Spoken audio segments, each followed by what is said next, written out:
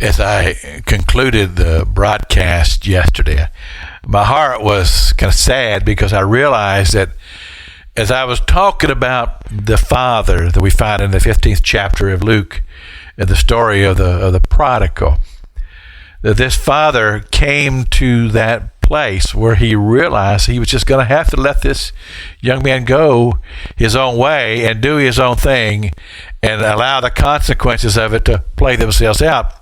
And the reason why I felt sad was because I know that there were probably somebody listening, and you're right there. And there's no guarantee that they'll be back tomorrow to hear the continuation of this broadcast. But the truth of the matter is that there are people that have children.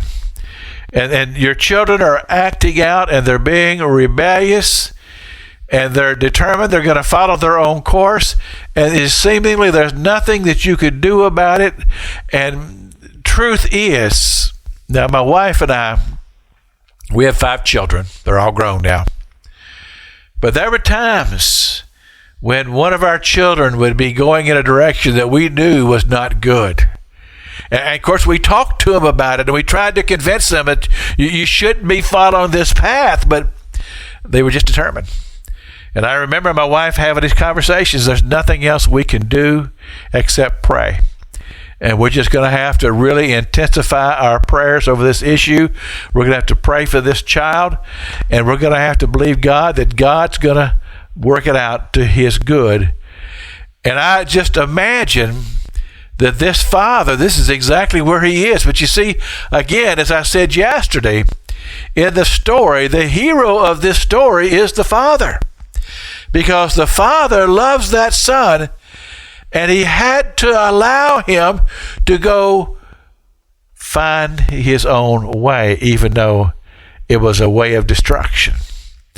And again, the father in this story, I don't believe he ever gave up on that young man. And I can just imagine, as I see it in my mind's eye, as I see the story, they're standing there at the gate of the property, and down the way is a dusty road. In my mind, it's always an old, dusty, dirty road. And this young man, he's gotten all this money, and he's done his packing, and he's got his, whatever it is, he's carrying all this stuff, and he's taking off, heading down this road.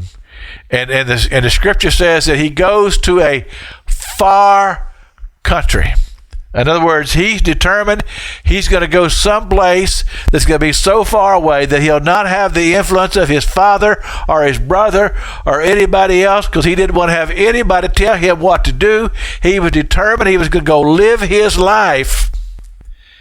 And all the time, the father, he sees this. And he sees where this is heading. He can know in his heart. He knew in his heart the direction this young man was going was very destructive, and it was not going to have a good end for him. But he was seemingly powerless to do anything about it except to pray. And again, I know there are people who are listening to me.